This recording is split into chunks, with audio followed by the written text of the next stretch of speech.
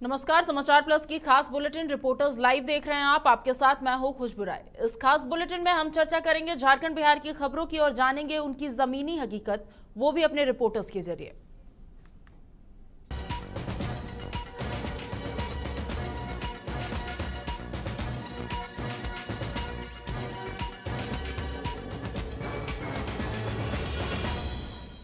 तो गुजरात चुनाव से ठीक पहले दिल्ली के मुख्यमंत्री अरविंद केजरीवाल ने हिंदुत्व कार्ड खेला है। सीएम केजरीवाल ने भारतीय करेंसी पर गांधी जी के साथ साथ भगवान गणेश और देवी लक्ष्मी की फोटो लगाने की मांग की है। उन्होंने आगे ये कहा है कि एक तरफ गांधी जी की तस्वीर होगी और दूसरी तरफ लक्ष्मी गणेश जी की फोटो होगी, तो इससे पूरे देश को उनका आशीर्वाद मिलेगा। सीएम केजरीवाल ने आगे ये भी कहा है कि लक्ष्मी जी को समृद्धि की देवी माना जाता है, वहीं गणेश जी विघ्न को दूर करते हैं, इसलिए उन दोनों की तस्वीर लगनी चाहिए।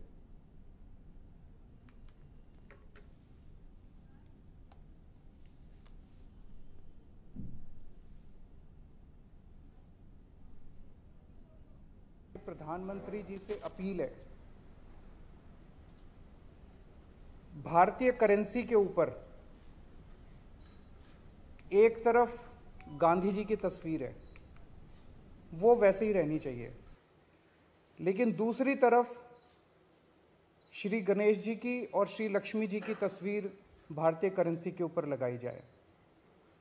जैसा मैंने कहा कि हमें अपनी अर्थव्यवस्था को सुधारने के लिए, भारत को आगे तरक्की देने के लिए बहुत सारे एफर्ट्स की ज़रूरत है, लेकिन उसके साथ साथ देवी देवताओं के आशीर्वाद की भी ज़रूरत है।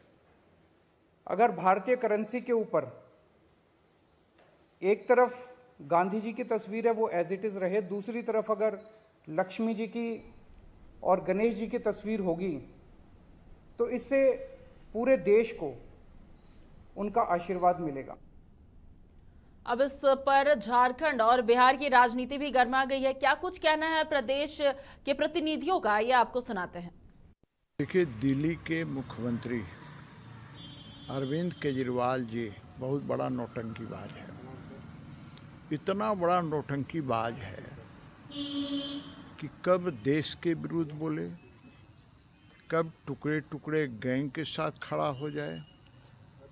और अभी चूंकि हिमाचल प्रदेश और गुजरात में चुनाव है, इसलिए अपने आप को बहुत बड़ा हिंदू साबित करने में लगा हुआ है। इससे गुजरात और हिमाचल प्रदेश में भी वहाँ की जनता झाड़ू से बाहर कर दिल्ली पहुँचा देगी। देखिए, हमें लगता है कि अरविंद केजरीवाल कोई राजनीतिक व्यक्ति तो है नहीं। राजनीतिक व्यक्ति नहीं है, इसलिए देश की समझ भी अरविंद केजरीवाल को नहीं है। रुपया पर राष्ट्रपिता के अलावा किसी देवता देवी का तस्वीर लगाना, भारत एक धर्मनिरपेक्ष देश है और यहाँ हर धर्मों का आदर सम्मान मान समान होता है। तो ऐसे में हमें लगता है कि इस तरह का बयान देकर के अरविंद केजरीवाल मीडिया की सुर्खियों में बने रहना चाहते हैं। ये हमें लगता है कि अब कोई भी कार्ड अरविंद केजरीवाल या भारतीय जनता पार्टी खेले, गुजरात की जनता पूरी तरह इन दोनों राजनीतिक दलों को नकार चुकी है। मैं सलाह देता हूं श्री अरविंद केजरीवाल जी को कि वैसे तो जब जीभ से चाट करके और लोग नोट गिनते हैं तो लक्ष्मी गणेश जी का अपमान भी होगा और सेक्युलरिज्म के सर्टिफिकेट बांटने वालों का भी कष्ट होगा, उनको भी दिक्कत होगी। उससे ज़्यादा बढ़िया है कि आम आदमी पार्टी के सारे लोग अपने लीलार पे लक्ष्मी गणेश जी का फोटो बनवा करके और इसी खबर पर ज्यादा जानकारी के लिए जुड़ेंगे अपने सहयोगी अंकुर के साथ। अंकुर, यहाँ पर गुजरात और हिमाचल प्रदेश के चुनाव से कुछ ही दिन पहले यहाँ केजरीवाल जो है हिंदुत्व का कार्ड खेलते हुए नजर आ रहे हैं, क्या लगता है?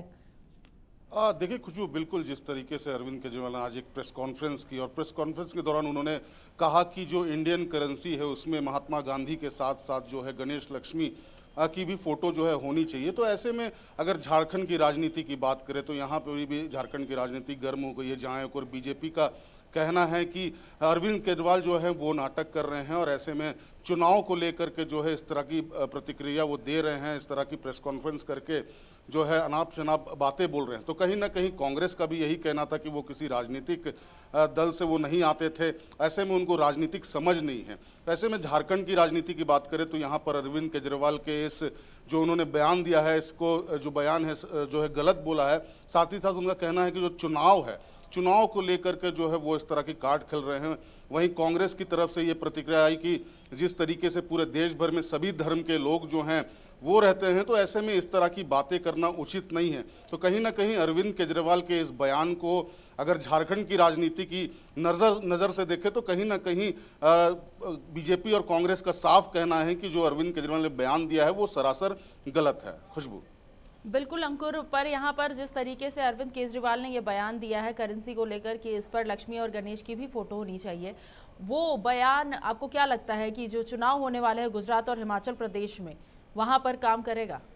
अब बिल्कुल खुशबू, देखिए जिस तरीके से अरविंद केजरीवाल ने हिमाचल प्रदेश और गुजरात के चुनाव से ठीक पहले इस तरह की प्रेस कॉन्फ्रेंस करते हैं और एक यूनिक बात कह सकते हैं कि यूनिक बात उन्होंने रखी कि जो इंडियन करेंसी है उसमें गणेश और लक्ष्मी की जो फोटो है वो लगाई जाए और इससे लगाने के बाद जो है भारत की अर्थव्यवस्था में सुधार होगा।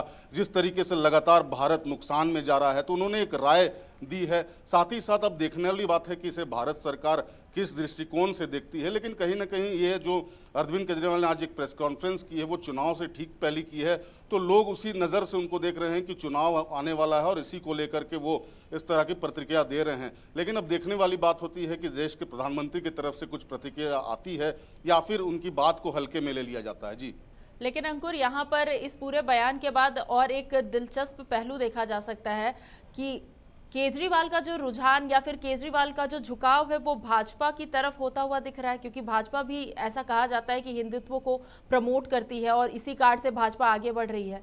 बिल्कुल, कहीं ना कहीं अरविंद केजरीवाल ने जो बयान दिया है उसको लेकर के हिंदुत्व को लेकर के है और भाजपा भी हिंदुत्व को लेकर के जो है हमेशा बयान देते रहता है। तो ऐसे में उनका झुकाव हो या फिर वो जो बयान दिए हैं वो किसके लिए दिए हैं, क्या कारण है, ये देखने वाले बात है। लेकिन बीजेपी के नेताओं ने, खासकर झारखंड के नेताओं ने कहा है कि अरविंद केजरीवाल जो हैं वो राजनीति नहीं करते हैं और साथ ही साथ उनका जो बयान रहता है उस बयान का कोई मतलब नहीं रहता है। तो ऐसे में अब देखने वाली बात है कि बीजेपी उनकी बातों को पसंद नहीं कर रहे हैं, हालांकि उनका झुकाव जरूर देखा जा रहा है। तो एक ये देखने वाली बात होगी, हालांकि झारखंड राजनीति में बीजेपी उनके इस बयान को नकार रही है। जी बिल्कुल अंकुर, तमाम जानकारियों के लिए बहुत बहुत शुक्रिया। तो ये खबर हम आपको दिखा रहे थे जहां पर आप देख सकते हैं कि आज हिमाचल प्रदेश और गुजरात चुनाव से ठीक पहले दिल्ली के मुख्यमंत्री अरविंद केजरीवाल ने एक बड़ा बयान दिया है। यहां पर उन्होंने हिंदुत्व का कार्ड खेलते हुए पीएम मोदी से मांग की है कि करेंसी पर, जो भारतीय करेंसी है, उस पे लक्ष्मी और गणेश की भी फोटो होनी चाहिए। इसके पीछे उन्होंने ये तर्क दिया है कि इससे लोगों को उनका आशीर्वाद मिलेगा और देश की अर्थव्यवस्था जो है उसमें सुधार होगी।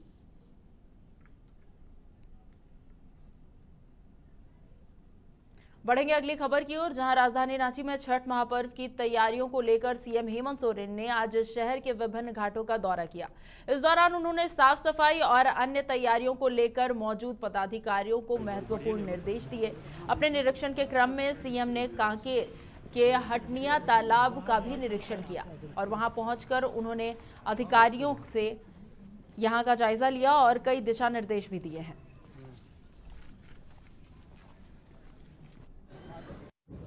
अभी छठ पर्व भी है, कई त्योहारें हैं, लेकिन छठ बहुत महत्वपूर्ण त्योहारों में से एक है।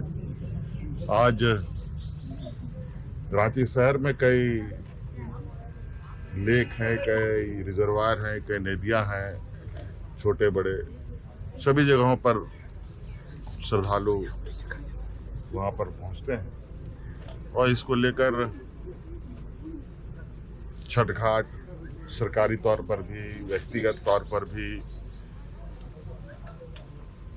उसका साफ सफाई किया जाता है। आज उसी क्रम में यहाँ आज कांके डैम में हम लोग आए हैं। छठ घाट तो ठीक है, लेकिन इसके साथ जो बाकी चीजें हैं उसको भी हम लोग देख रहे हैं। यहाँ थोड़ा सा मुझे लगता है कि यहाँ पर कोऑर्डिनेशन को लेकर कुछ अभाव बड़े पैमाने में दिख रहा है। महापर्व छठ आने वाला है और छठ को लेकर तैयारियां जो है वो तेज हो गई है। इसी कड़ी में आज सीएम हेमंत सोरेन यहां पर छठ घाटों का निरीक्षण करने पहुंचे थे। निरीक्षण के बाद उन्होंने अधिकारियों को कई दिशा निर्देश दिए हैं ताकि छठ महापर्व जो है लोग अच्छे तरीके से मना सके।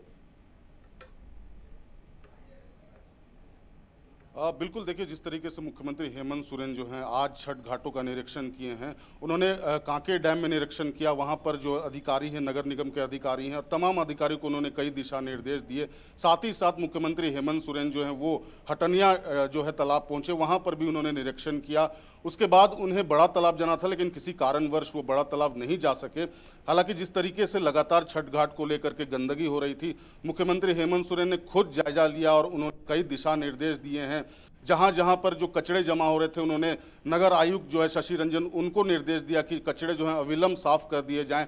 और जिस तरीके से 2 सालों के बाद छठ पर्व जो है वो मनाया जाएगा, काफ़ी भीड़ होने की संभावना है, तो सुरक्षा को लेकर भी उन्होंने रांची के सीनियर एसपी को दिशा निर्देश दिए। साथ ही साथ वो रांची के उपायुक्त जो है राहुल सिन्हा, उन्हें भी कई दिशा निर्देश दिए हैं। तो मुख्यमंत्री जो है छठ को लेकर के काफ़ी गंभीर है, क्योंकि जिस तरीके से भीड़ होगी, जिस तरीके से लगातार लोग पहुंचेंगे और शाम के अर्घ की बात करें, सुबह की अर्घ की बात करें, तो काफ़ी भीड़ होने की संभावना है तमाम घाटों में। तो उसी को देखते हुए मुख्यमंत्री आज निकले हैं, उन्होंने कई दिशा निर्देश दिए हैं।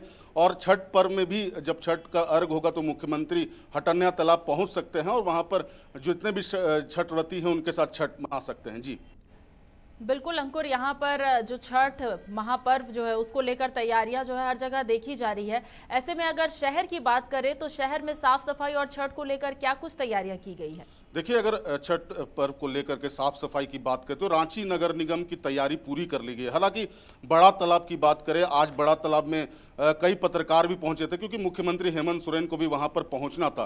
तो ऐसे में मुख्यमंत्री वहां पर पहुंचने वाले थे, इसीलिए अधिकारियों और नगर निगम के कर्मियों का वहां पर हुजूम था और वहां पर एक भी गंदगी नहीं देखी जा रही थी। लेकिन जैसे ही पता चला कि मुख्यमंत्री हेमंत सोरेन बड़ा तालाब नहीं पहुंचेंगे तो फिर से गंदगी वहां होना शुरू हो गया। ऐसे में वहां के स्थानीय लोग ने नाराजगी भी जताई है, क्योंकि हेमंत सोरेन आने वाले थे, इसको लेकर के नगर निगम की टीम वहां पर पहुंची थी। तो ऐसे में हर छोटी छोटी बड़े और छोटे तालाब में ये देखने वाली बात है कि गंदगी होती है या नहीं होती है। हालांकि नगर निगम के अधिकारियों ने साफ कह दिया है कि तैयारी पूरी कर ली गई है। जी बिल्कुल अंकुर, और 2 सालों के बाद कोई भी पाबंदी के बिना इस बार छठ मनाया जाएगा, तो ऐसे में छठ व्रती या फिर लोगों में कितना उत्साह देखा जा रहा है? बिल्कुल खुशबू, मैं आपको बता दूं कि 2 सालों के बाद जो है छठ पर्व मनाया जाएगा, काफ़ी धूमधाम से मनाया जाएगा। इसकी तैयारी हम अभी से ही बाज़ारों में देख रहे हैं, बाज़ार जो है वो पूरा जो है खिल गया है। तो ऐसे में अब जब छठ के दिन जब अर्घ देने के लिए सभी छठ व्रती पहुंचेंगे और उनके साथ उनके रिश्तेदार पहुंचेंगे तो काफ़ी भीड़ होने की संभावना है। तमाम तालाबों में होगी, तमाम छठ घाटों में होगी। और इसी को लेकर के सुरक्षा के दृष्टिकोण की अगर बात करें तो सभी पुलिस अधिकारी और पुलिस जवान की तैनाती कर दी गई है तमाम बड़े और छोटे छठ घाटों में। तो कहीं ना कहीं जिस तरीके से हर्षोल्लास के साथ छठ पर्व मनाया जाएगा, काफ़ी भीड़ होने की संभावना है। और साफ सफाई को लेकर के तमाम तैयारियां जो हैं कह सकते हैं कि जिला प्रशासन द्वारा कर लिया गया है। बिल्कुल अंकुर, तमाम जानकारियों के लिए बहुत बहुत शुक्रिया। तो बता दें कि आज राजधानी रांची के विभिन्न जलाशयों का निरीक्षण करने सीएम हेमंत सोरेन खुद निकले थे। हालांकि आपको बता दें कि छठ महापर्व आने वाला और इसी को लेकर उनके द्वारा ये निरीक्षण किया गया। निरीक्षण के बाद उन्होंने अधिकारियों को कई दिशा निर्देश भी दिए हैं ताकि छठ व्रतियों को किसी प्रकार की कोई भी परेशानियों का सामना ना करना पड़े।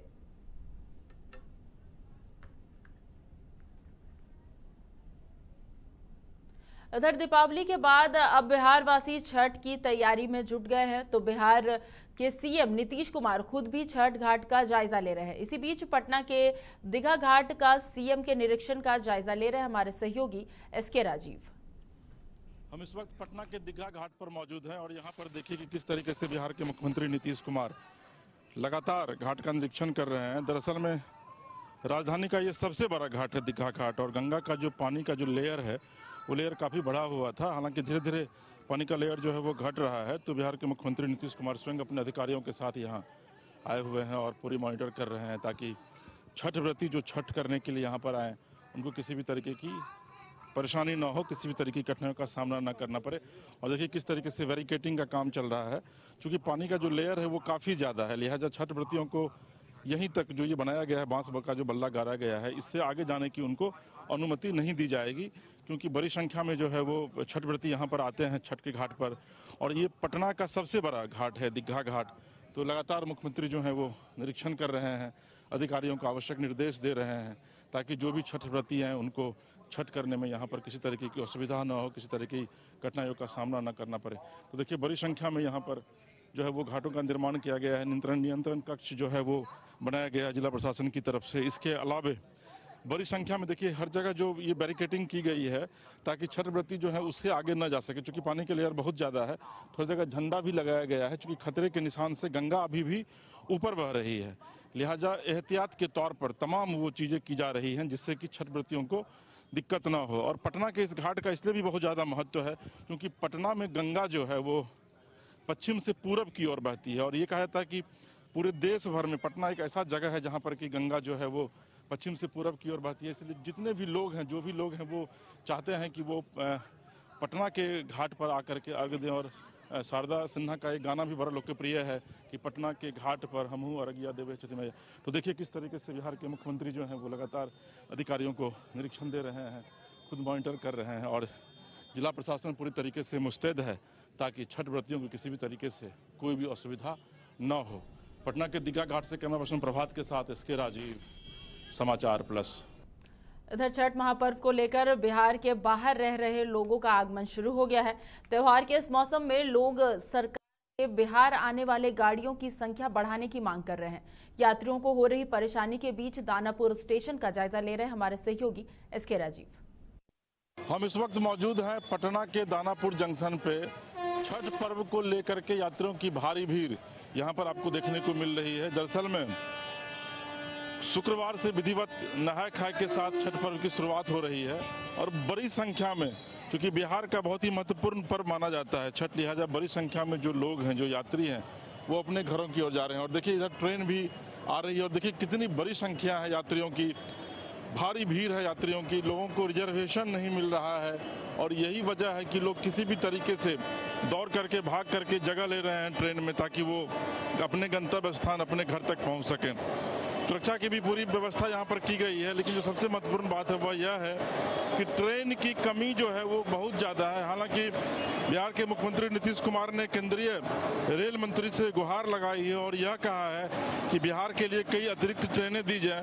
और इस मामले को लेकर के बिहार के चीफ सेक्रेटरी अमित सुबहानी ने विधिवत हाजीपुर स्थित रेलवे स्थित जीएम से उन्होंने वहाँ पर बातचीत की है, सीपीआरओ से वहाँ पर बातचीत की है।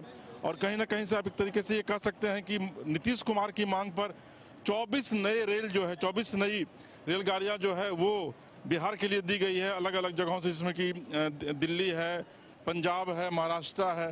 क्योंकि बिहारी जो है वो देश के हर एक कोने में भरे हुए हैं और छठ जो है वो बिहार का सबसे महत्वपूर्ण और पवित्र पर्व माना जाता है।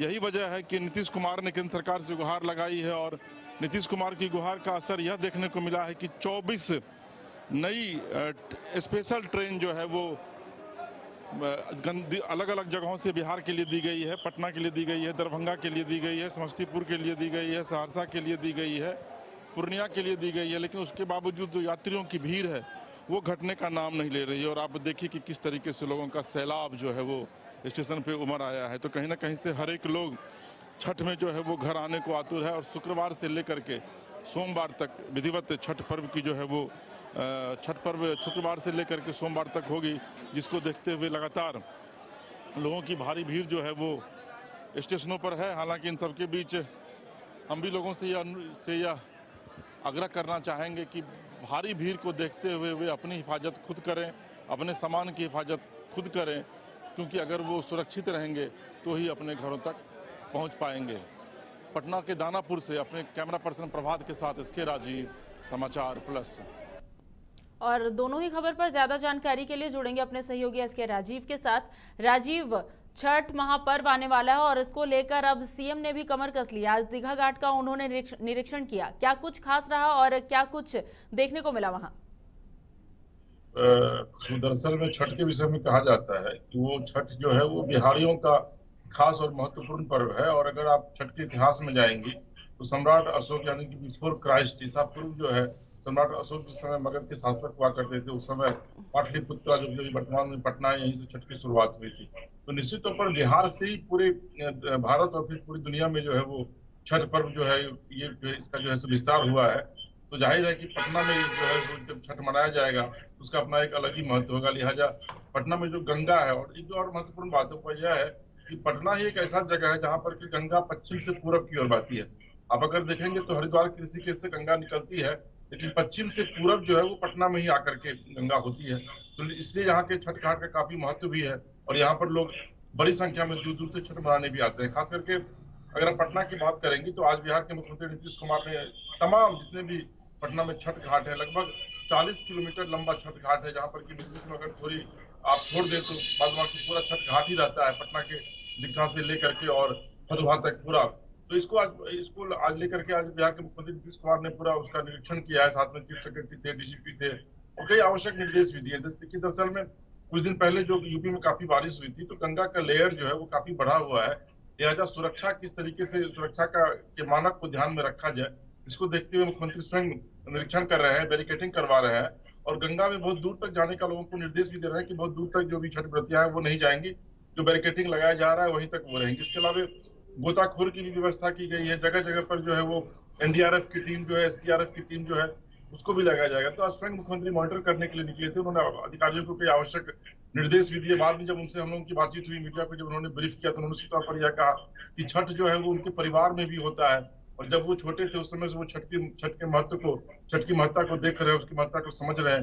लिहाजा वो खुद पिछले 7-8 दिनों से लगातार वो घूम रहे हैं गंगा में, गंगा नदी का जायजा ले रहे हैं और जलस्तर का भी जायजा ले रहे हैं कि जलस्तर कितना बढ़ा हुआ है, कितना घटेगा आने वाले दिनों में। क्योंकि शुक्रवार से विधिवत नहाय खाए के साथ छठ की जो है वो शुरुआत हो जाएगी। 4 दिनों का ये पर्व होता है, इसमें शुक्रवार को नहाय खाया है, शनिवार को खरना है, रविवार को शाम का अर्घ्य है और सोमवार को पहला अर्घ्य है, सुबह का अर्घ्य है। बिल्कुल राजीव, 4 दिवसीय छठ पर्व को लेकर अब हम तस्वीरों में भी देख सकते हैं कि जो लोग बाहर रहते हैं अपने घरों से, उन लोगों का भी आना जाना शुरू हो गया है और ऐसे में रेलवे स्टेशन पर लोगों की यात्रियों की काफी भीड़ दिखाई पड़ रही है। ये काफी भीड़ है, मतलब सिर्फ ये दानापुर नहीं बल्कि पटना जंक्शन और जहां जहां जितने भी बड़े जंक्शन है, जैसे कि पूर्णिया की आप बात कर लीजिए, बेगूसराय की बात कर लीजिए, समस्तीपुर, दरभंगा, हर जगह जो भी ट्रेन आ रही है उसमें लोग भर भर करके आ रहे हैं। लोग किसी तरीके से जो लोगों के जो चढ़ने वाला जो होता है उसमें लोग बैठ करके आ रहे हैं।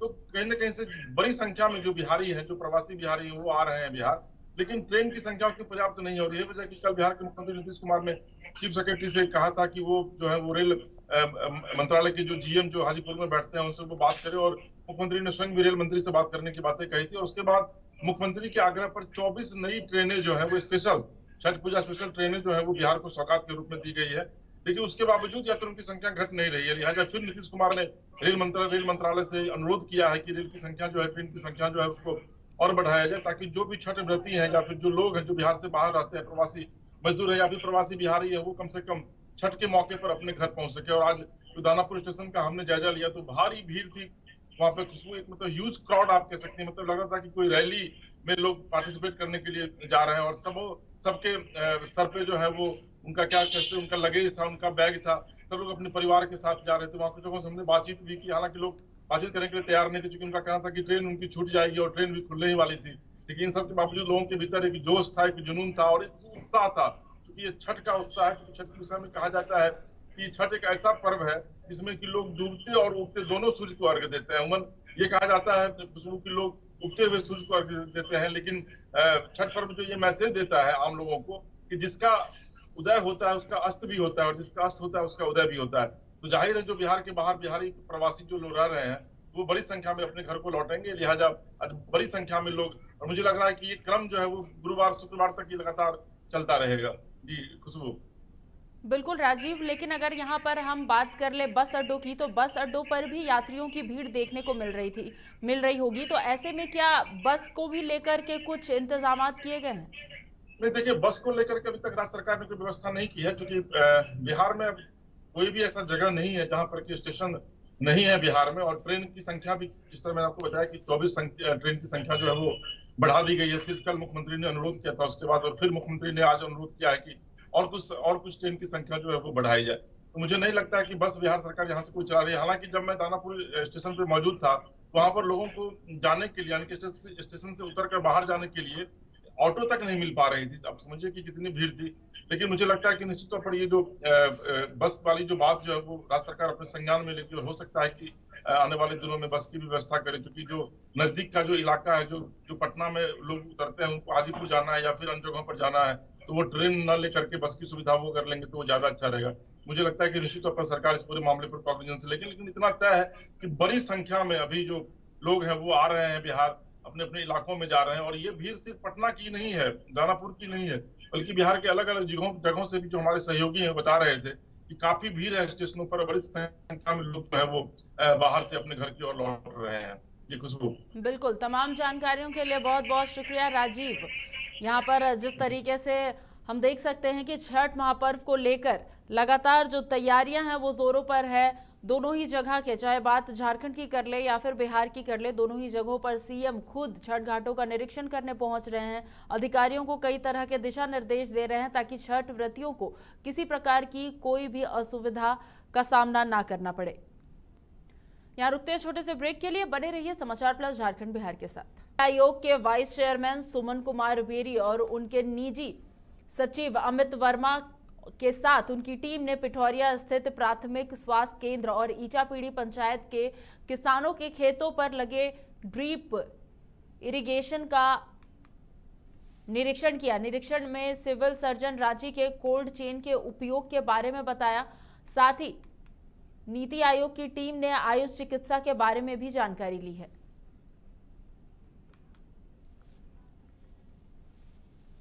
तत्काल जैसे सुने हैं कि दिल्ली का टीम आने वाला है, उस समय से हम लोग यही चीज इंतजार कर रहे थे कि मेरा ही यहाँ आवे, और वाकई में ईचापड़ी पंचायत की पिरुटला गांव में आकर के और वो लोग देखे कि ड्रिप इरिगेशन के द्वारा हम लोग जो टपक सिंचाई लगाए हैं इससे अच्छा खेती हो रहा है, और उन लोग सराहनीय करके गए हैं। इसमें हम लोग को यही है कि जैसे ड्रिप इरिगेशन में कई सामान लगते हैं तो वहाँ पर एक मल्चिंग लगता है, और मल्चिंग सब्सिडी नहीं है उसका, तो मल्चिंग के बारे में हम अभी बताए उनको कि मल्चिंग जो है अगर सब्सिडी में हम लोग को मिल जाए तो अच्छा रहेगा, तो इसके बारे में वो बोले कि विचार कर रहे हैं। देखिए, बहुत खुशी की बात है कि आज ईचापीड़ी पंचायत के ग्राम पिरुटोला में जैसे ही हमारे रांची के ही अफसरों को पता चला कि टपक सिंचाई योजना के तहत यहाँ पे खेती होता है, तो प्रधानमंत्री के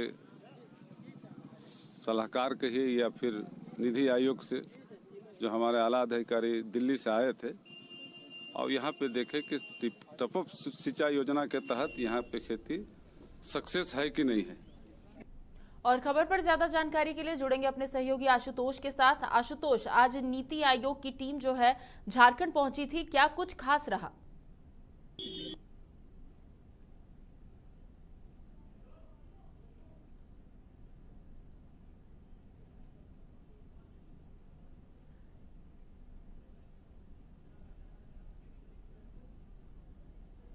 तकनीकी खामियों की वजह से हमारे सहयोगी से हमारा संपर्क सही तरीके से नहीं हो पा रहा है। हालांकि आपको बता दें कि आज नीति आयोग की टीम राजधानी रांची पहुंची थी और कांके प्रखंड के पिठौरिया के ईचापीड़ी पंचायत पहुंचकर यहां पर ड्रिप इरिगेशन का निरीक्षण किया था। निरीक्षण में सिविल सर्जन रांची ने कोल्ड चेन के उपयोग के बारे में बताया। साथ ही नीति आयोग की टीम ने आयुष चिकित्सा के बारे में भी जानकारी प्राप्त की थी।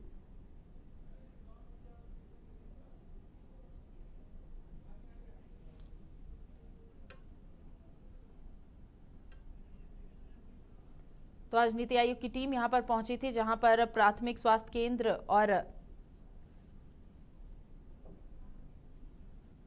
खेतों का उन्होंने निरीक्षण किया। निरीक्षण के बाद उन्होंने कई दिशा निर्देश भी दिए हैं।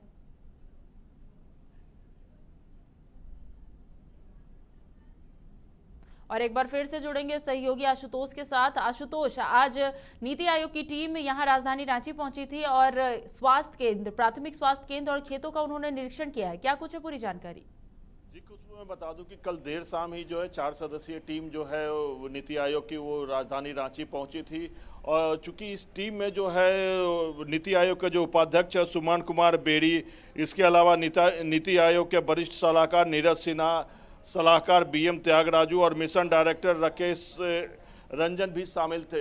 ये जो 4 लोग थे, ये 4 लोगों की टीम आज अहले सुबह से ही जो है राजधानी और उसके जो आसपास के जो प्रखंड है, पंचायत है, वहाँ जाकर ये लोग जो है दौरा करके वहाँ के किसानों से या वहाँ जो सुविधाएं हैं, चाहे स्वास्थ्य सुविधा हो, चाहे किसानों के जो डिप इरिगेशन हो, इन सब चीज़ों का मुआयना किया। इसी क्रम में जो है आज टीम जो है पिठौरिया के जो है ईचापीड़ी पंचायत के पीड़ू टोला में जो है ये टीम पहुंची थी। सुमन कुमार बेड़ी जो नीति आयोग के उपाध्यक्ष हैं, उनके नेतृत्व में, और वहां जाकर के जो टीम ने जो है डायरेक्ट जो है किसानों से जो है वो कहे कि इंटरेक्ट किया, वह उनकी जो समस्याओं को सुना, और साथ ही किसान जो वहाँ डिप इरिगेशन के माध्यम से जो कहा जाता है टपक सिंचाई, डिप इरिगेशन का एक प्रकार है टपक सिंचाई, इसके माध्यम से जो वहाँ खेती कर रहे हैं और किस प्रकार वो इस खेती से लाभान्वित हो रहे हैं, इसकी जानकारी ली। साथ ही वहाँ क्षेत्र में जो पानी की समस्या है उसके बारे में जानकारी ली। इसके अलावा टीम जो है वहाँ जो है स्थानीय जो उप स्वास्थ्य केंद्र है, वहाँ जो है आयुर्वेद चिकित्सा और उस दवाइयों को रखने के लिए जो कोल्ड चैन की जो व्यवस्था है उसके बारे में जानकारी ली। इसके अलावा जो है बात करूँ तो टीम जो है और भी जो 4 सदस्य थे वो अलग अलग पंचायतों और कहें कि प्रखंडों का जो है भ्रमण करके कुछ इसी तरह का जो है डायरेक्ट जो है किसानों से और वहाँ जो है स्वास्थ्य केंद्र है, इन सब चीज़ों का है जो है दौरा किया और निरीक्षण किया। इसके अलावा कहा जा रहा है कि जो देर शाम में जो है मुख्यमंत्री के साथ भी जो इनकी बैठक होनी थी, अभी हालांकि इसकी सूचना नहीं मिली है ना मुख्यमंत्री या कहें कि सीएमओ से कि मुख्यमंत्री के साथ जो बैठक होनी थी हुई या नहीं हुई, लेकिन कुल मिलाकर कहा जाए तो जो ये 4 सदस्यीय जो टीम आई थी उनका जो है आज शाम ही जो है दिल्ली वापस भी जाना है। तो जिस तरह से जो ये टीम जो है राजधानी रांची आई, इसके पहले भी टीम आई है और लगातार जो है यहाँ जो है पंचायतों में जाकर के भ्रमण करके वहाँ जो है डायरेक्ट किसानों से जो वहाँ के जो सुविधाएं हैं या जो सरकार की जो योजनाएं हैं या जो फिर किसानों के लिए जो योजनाएं हैं उनके बारे में जानकारियाँ लेते रहती है। जी बिल्कुल आशुतोष, तमाम जानकारियों के लिए बहुत बहुत शुक्रिया। तो आपको बता दें कि आज नीति आयोग की टीम झारखंड की राजधानी रांची पहुंची थी और रांची के काके प्रखंड के पिठौरिया के ईचापीड़ी पंचायत पहुंचकर यहां पर प्राथमिक स्वास्थ्य केंद्र और खेतों का उन्होंने निरीक्षण किया, किसानों से बातचीत की, डीप इरिगेशन के बारे में जानकारी ली। इसके साथ ही सिविल सर्जन से कोल्ड चेन के उपयोग के बारे में पूछा गया, उन्होंने बताया, और नीति आयोग ने आयुष चिकित्सा के बारे में भी जानकारी प्राप्त की है।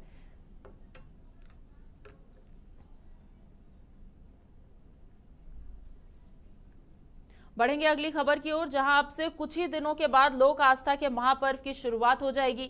बावजूद इसके बीसीसीएल प्रबंधन चैन की नींद सो रहा है, क्योंकि अब तक तालाबों और जलाशयों की साफ सफाई अधूरी है। अधूरी साफ सफाई से आम लोगों और खासकर छठ व्रतियों को कई तरह की परेशानियां हो सकती है। इसे लेकर आम लोगों में भी आक्रोश है। पूरी स्थिति का जायजा ले रहे हमारे सहयोगी कुंदन सिंह। एक और जहां नगर निगम जिले के तमाम 108 तालाबे हैं, छठ तालाबे हैं, उनकी सफाई अभियान में लगी हुई है, वहीं पे बीसीसीएल के बागडिगी में बगल में ही जो है एक छठ हुआ करता था, उसे भराई का काम किया, जिससे नाराज यहाँ के लोग जो है सड़क जाम कर दिए हैं। और चूंकि यहाँ के लोगों को अब बहुत दूर जाना होगा छठ करने के लिए, छठ व्रतियों को परेशानी होगी, जिसके कारण जो है यहाँ के लोग आज सड़क पे उतरे हैं। और बीसीसीएल की एक गलत नीति, जहाँ एक और तालाब की सफाई हो रही है वहीं पे तालाब की भराई हो रही है, तो आखिर छठ व्रती जाए तो कहाँ जाए। भैया क्या कारण है, क्यों यहाँ पे ये जाम किया गया है? हम लोग का आस्था का पर्व है, हिंदू का बहुत बड़ा पर्व है, हम लोग 4 दिन का पर्व है ये। हम लोग आज 2-3 साल से परेशान है। योजना का जो प्रबंधक है, जीएम जो है, वो आज तक खाली आश्वासन देता है, कोई काम नहीं करता। हम लोग का यहाँ पर्व होता है, आज 100 साल से हम लोग इस तालाब में, बागड़ी कोलेरी में जो तालाब है, वहाँ माँ दुर्गा का प्रतिमा विसर्जन भी होता है। उसी तालाब में हम लोग 4-5 गांव का जो है छठ पूजा करने के लिए यहाँ श्रद्धालु लोग आते हैं। और हम लोग आस्था के साथ इतना मतलब बेहद दुर्व्यवहार किया जा रहा है, जो हर साल हम लोग परेशान रहते हैं पानी के चलते। हम लोग उसको जीएम को यहाँ बोले हैं कि इस तालाब को कम से कम सर मुरम्मत कर दीजिए, मिट्टी डाल दीजिए, उसका पानी से हमको भर दीजिए, तालाब हमेशा के लिए ठीक हो जाएगा। लेकिन आज तक बीसीसीएल का मंशा कभी हुआ ही नहीं जैसा काम किया जाए। आप देख सकते हैं कि ये श्रमिक कॉलोनी है, भारत कोकिंग कोल लिमिटेड के लोग यहाँ पे रहते हैं, श्रमिक लोग रहते हैं। और बीसीसीएल का एक कोड ऑफ कंडक्ट है कि जो श्रमिक जिस कॉलोनी में रहेंगे वहाँ पे प्लेग्राउंड से लेकर हर चीज़ की सुविधा मुहैया कराया जाएगा। लेकिन छठ जो है हिंदुओं का सबसे बड़ा जो त्यौहार है उसी पे जो है ग्रहण लग गया है। बीसीसीएल जो है तालाबों की भराई कर रही है। एक बात बताइए कि बीसीसीएल मैनेजमेंट जो है जहाँ पे श्रमिक रहते हैं वहाँ पे हर चीज़ हर सुविधा देने का ये अथॉरिटी तो मिलती है सर। एक्चुअली बात ये है कि आज से नहीं, दुर्गा पूजा से भी पहले हम लोग एक बार फिर ट्रांसपोर्टिंग रोके थे। हम लोग दुर्गा पूजा जो जहाँ पे विसर्जन करते हैं वहाँ पे बहुत दिक्कत थी। हम लोग कैसे पूजा किए श्रद्धालु लोग कि हम लोग ही जान रहे हैं। तो ये आप लोगों ने अभी जितने भी कोल लोडिंग पॉइंट है यहाँ पे सारे कोयला जा रहा है, इसको ठप कर दिया आप लोगों ने? हाँ, तो हम लोग इसलिए कि रास्ता में तो इतना धूल उड़ रही है कि कुछ कहने के लिए नहीं। उधर से आते हैं तो देखते तो पूरा टायर जो होता है आपका बाइक का पूरा ढुक जाता है। जीएम ने आश्वासन भी दिया कि हम छठ पर्व से पहले है आपका सारा काम कर देंगे, आपको कोई टेंशन नहीं लेना, आप गाड़ी ट्रांसपोर्ट में रखिएगा। अब 2 दिन बचा हुआ है छठ के लिए। प्रबंधन के कान में जू तक नहीं, 9 बजे से गाड़ी खड़ी है, अभी तक प्रबंधन की तरफ से कोई नहीं आया है यहाँ पर कुछ सूद लेने के लिए कि क्या हो रहा है, कैसे करना है, कैसे बनाना है, कि किस तरह त्यौहार आप लोग कीजिएगा, क्या व्यवस्था चाहिए, कोई देखने तक नहीं आया। एरिया नंबर 10 से न जीएम न एजेंट कोई नहीं, ना मैनेजर, तो इसी प्रकार का कोई कार्रवाई अभी तक नहीं हुई है। मजबूरी में हम लोग ट्रांसपोर्टिंग रोक के रखे हैं। आप देख सकते हैं कि यहाँ के जो लोकल वसिंदे हैं कॉलोनी के, श्रमिक कॉलोनी में रहने वाले, उनका साफ कहना है कि पॉल्यूशन भी जो है बहुत बड़ा सबब बन गया है इनके लिए। बीमारियाँ फैल रही है, दूसरी ओर तालाबे जो है वो भर दिया जा रहा है। तो आखिर छठ व्रती छठ करने जाए तो कहाँ जाए। झरिया बागडिगी से विकास के साथ कुंदन सिंह। और इस खबर पर ज्यादा जानकारी के लिए जुड़ेंगे सहयोगी कुंदन के साथ। कुंदन, यहाँ पर बीसीसीएल प्रबंधन जो है वो सोता हुआ नजर आ रहा है। कुछ ही दिन में छठ जो है वो शुरू हो जाएगा, बावजूद इसके साफ सफाई नहीं करवाई गई है। कुछ खुशबू मैं आपको बता दूं कि धनबाद में जितने भी धनबाद जिला है उसकी सबसे ज्यादा जो है बीसीसीएल के अंडर में ये पूरा जिला है।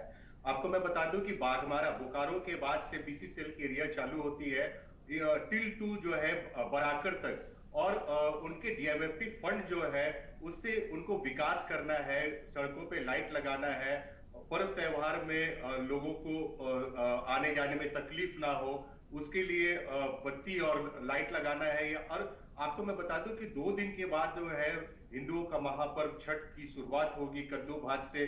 और कई ऐसे बीसीसीएल कॉलोनीज में जो है तालाब अभी तक साफ नहीं हुए हैं, और खासकर कोल सेक्टर एरिया में जो है भर दी गई है, क्योंकि कोयला आजू बाजू से निकाला जाता है तालाब की, तो इसलिए भर दिया जाता है कि कोई आए जाए नहीं। और आपको मैं बता दूं कि 2 दिन के बाद छठ है और लोग जो है अब सड़क पे उतर आए हैं। और सबसे बड़ी बात है कि बागडिगी जैसे माइंस जो कुकिंग कोल, वहां के कोल जो है कुकिंग कोल है, और वहां पे अगर दिन भर अगर ठप कर दिया जाए वहां पे कुकिंग कोल निकलना, तो सरकार जो है वो सत्ते पे आ जाएगी, क्योंकि इसी बागडिगी माइन से ही पूरे देश को ऊर्जा पहुंचती है। और वहां पे आज बागडिगी के लोगों ने सिर्फ इसलिए पूरा ठप कर दिया है कोल माइनिंग, क्योंकि उनके जो तालाब है वहां 20,000 लोग रहते हैं और तालाब की सफाई नहीं हुई है। और 2 दिन के बाद पर्व है और तालाब की भराई कैसे होगी। बिल्कुल बिल्कुल बिल्कुल कुंदन, यहाँ पर हमने तस्वीरों में भी देखा कि किस तरीके से स्थानीय लोग जो है इसका विरोध कर रहे हैं। क्या अभी तक बीसीसीएल प्रबंधन की तरफ से इसकी सूद ली गई है? इस पूरी खबर के बाद भी क्या उन्होंने इस पर ध्यान दिया या फिर नहीं? आपको मैं बता दूं कि बीसीसीएल के एक अधिकारी से जब हमने फोनिक पे बात किया तो उनका साफ कहना है कि नगर निगम के अंडर में आता है ये, और नगर निगम को चाहिए। जबकि आपको मैं बता दूं कि जितने बीसीसीएल के एक्ट के हिसाब से अगर माइनिंग वो कर रहे हैं तो वहां पे पॉल्यूशन और खासकर पानी की जो भी बहाव होगा उनको देखरेख करना है। जबकि बीसीसीएल मैनेजमेंट 2 दिन के बाद पर्व है और अभी वो नगर निगम पे थोप रहे हैं, जिला प्रशासन पे थोप दिया जा रहा है। जबकि आपको मैं बता दूं कि बीसीसीएल के अंडर में 84 ऐसे तालाब है जिसकी अब तक सफाई नहीं हुई है, और 2 दिन बचा है ये महान पर्व को लेकर, और लोग जो है सड़कों पे उतर आए हैं। खुशबू बिल्कुल कुंदन, यहाँ पर और भी चीजें हम देख रहे हैं, जैसा कि आपने बताया कि 44 ऐसे जलाशय या फिर तालाब है जो बीसीसीएल के अंडर में आते हैं, और वहां पर अब तक साफ सफाई की जो व्यवस्था है वो नहीं की गई है, साफ सफाई अभी तक शुरुआत नहीं की गई है। 2 दिनों के अंदर क्या लगता है, अगर बीसीसीएल प्रबंधन जाग भी जाएगी तो क्या ये पॉसिबल है कि सारे जलाशयों को साफ सुथरा किया जा सके? आपको खुशबू मैं सबसे बड़ी बात बता दूं कि जो बीसीसीएल की हेडक्वार्टर है कोयला नगर में, वहां पे 3 तालाबे हैं और अब तक वहां सफाई नहीं हुआ। जहां ऑफिसर्स रहते हैं, ऑफिसर्स की पत्नियां वहां पे छठ करेंगे, लेकिन अब तक सफाई नहीं हुआ। सबसे बड़ी बात है कि अगर इस तरह बागडिगी और बस्ता कोला में अगर तालाब की सफाई नहीं होती है, लोग सड़कों पे उतरेंगे और कोयला ठप जहां होगा, तो आपको मैं बता दूं कि खुशबू की इससे देश जो है वो अंधेरे में चले जाएंगे, क्योंकि इसी 2 माइंस के बदौलत जो है पूरे देश में कोयला पहुंचती है और जितने भी सेक्टर है, स्टील सेक्टर है, इलेक्ट्रिक पावर सेक्टर है, सब जो है ठप पड़ जाएगा खुशबू, क्योंकि आज दिन भर जो है प्रोडक्शन नहीं हुआ है। जी खुशबू। बिल्कुल, और एक दिन में ही यहाँ पर असर देखने को मिलने लगा है। तमाम जानकारियों के लिए बहुत बहुत शुक्रिया कुंदन। तो बता दें कि यहाँ पर 2 दिनों के बाद छठ महापर्व की शुरुआत हो जाएगी और अब तक बीसीसीएल प्रबंधन की ओर से जलाशयों और तालाबों की साफ सफाई नहीं की गई है। इसे लेकर अब स्थानीयों में भी आक्रोश दिख रहा है और स्थानीयों का साफ कहना है कि अगर जल्द से जल्द ये कार्य पूरा नहीं हुआ तब तक जो माइनिंग है उसका कार्य रोक दिया जाएगा।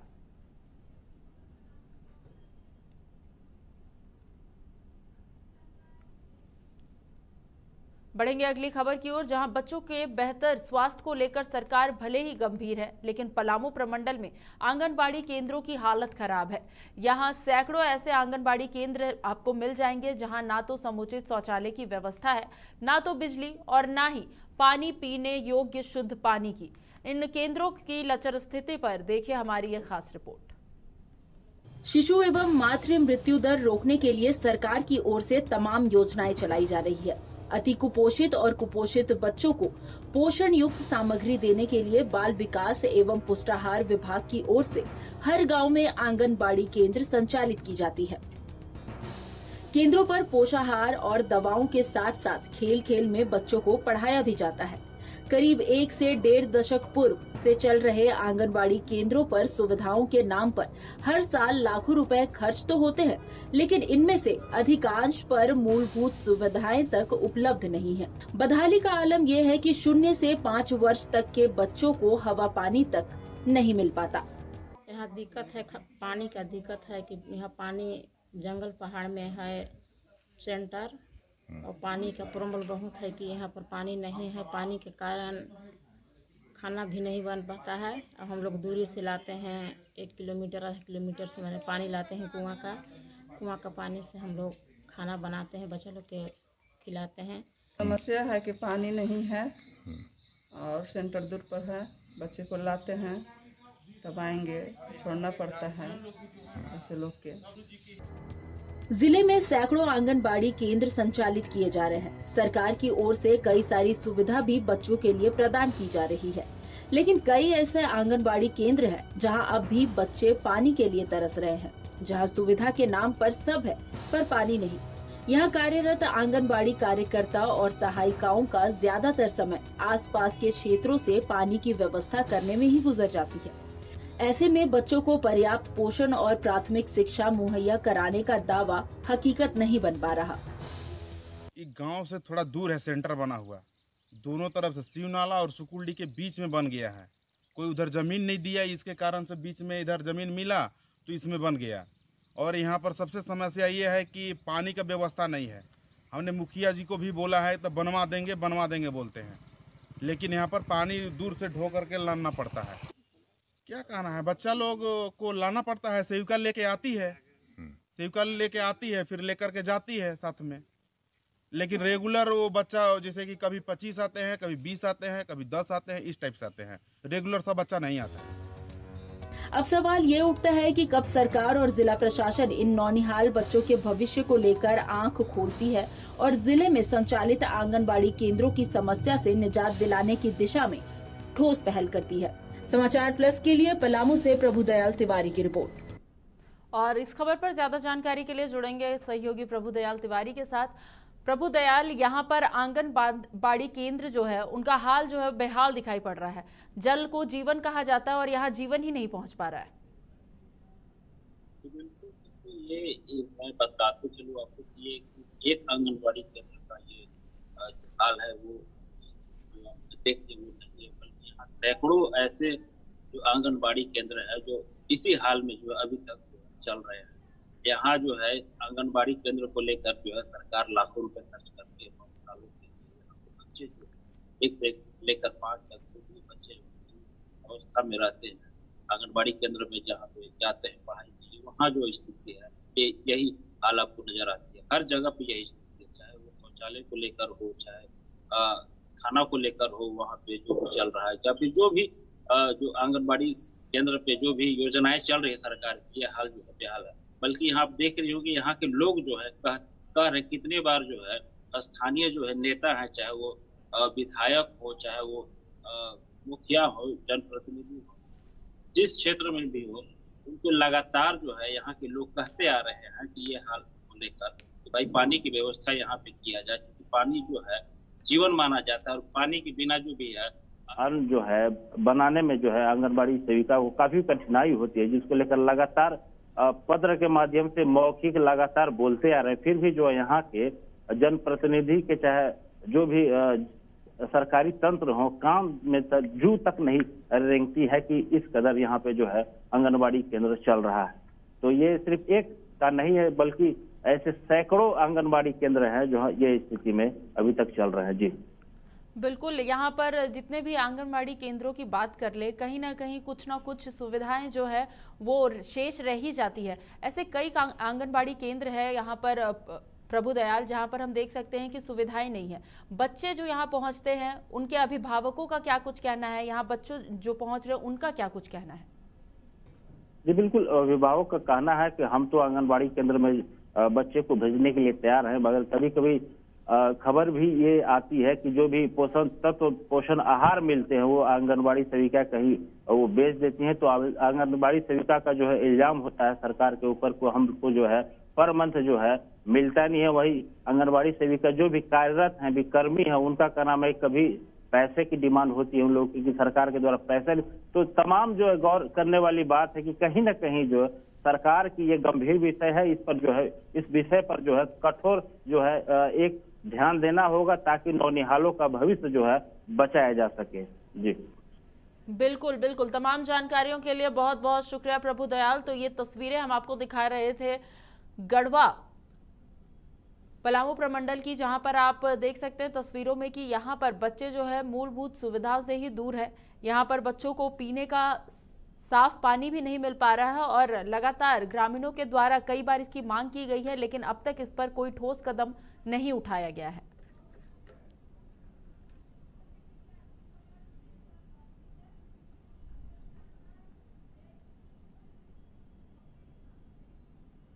और छठ को लेकर रेलवे स्टेशन के साथ साथ बस अड्डों पर भी यात्रियों की भीड़ देखी जा रही है। जमशेदपुर में भी लोगों का अपने घर आने जाने का सिलसिला जो है वो शुरू हो चुका है। तस्वीरों में आप देख सकते हैं कि बस अड्डा जो है वो यात्रियों से खचाखच भरा हुआ है और लगातार लोगों के द्वारा अपने घर आने का जो सिलसिला है वो जारी है।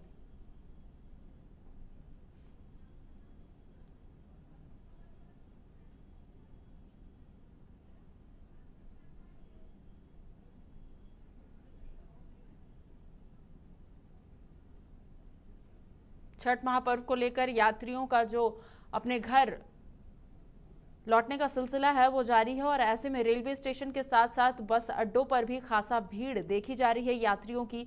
बसों में यात्री भर भर कर अपने घर पहुंच रहे हैं। बता दें कि अब से 2 दिन के बाद छठ महापर्व जो है वो शुरू होने वाला है और इसको लेकर जो तमाम तरह की तैयारियां हैं वो की जा चुकी है। और खबर पर ज्यादा जानकारी के लिए सीधे जुड़ेंगे अपने सहयोगी इंद्रजीत के साथ। इंद्रजीत, छठ महापर्व को लेकर बस अड्डों पर भी यात्रियों की भीड़ देखी जा रही है। पूरे झारखंड बिहार उत्तर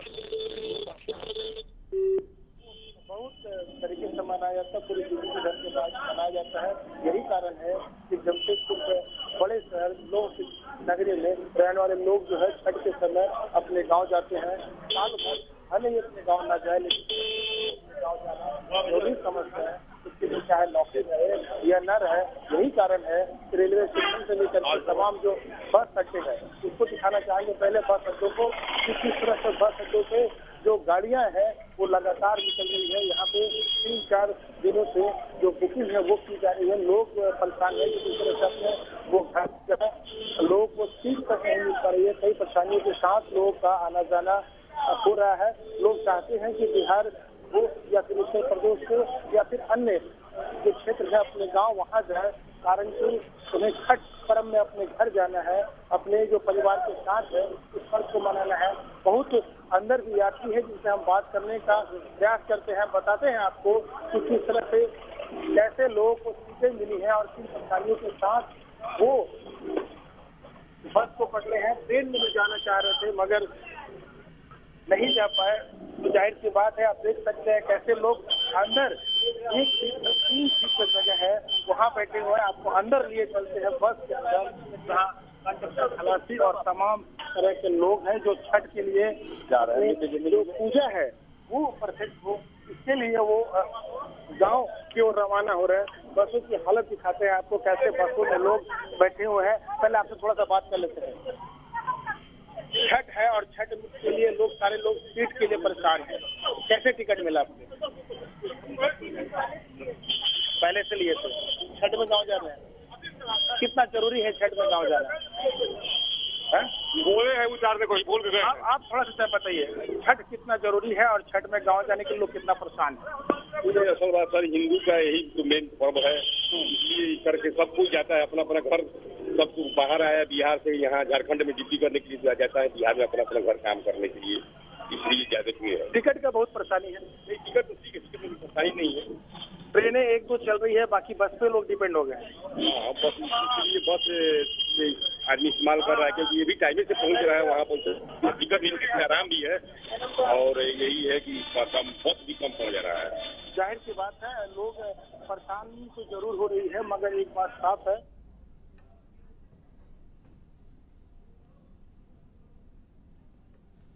तो यहाँ पर हम आपको जमशेदपुर के बस अड्डे की तस्वीरें दिखा रहे थे, जहाँ से हमारे सहयोगी इंद्रजीत जुड़े हुए थे। उन्होंने दिखाया कि किस तरीके से यात्रियों की जो भीड़ है लगातार देखने को मिल रही है। छठ महापर्व को लेकर लोगों का आना जाना जो है वो शुरू हो चुका है और बस अड्डे के साथ साथ रेलवे स्टेशन का भी हाल यही है, जहाँ पर यात्रियों की भारी भीड़ देखी जा रही है। फिलहाल इस बुलेटिन में मेरे साथ इतना ही। झारखंड बिहार की तमाम बड़ी खबरों से अपडेटेड रहने के लिए देखते रहिए समाचार प्लस झारखंड बिहार।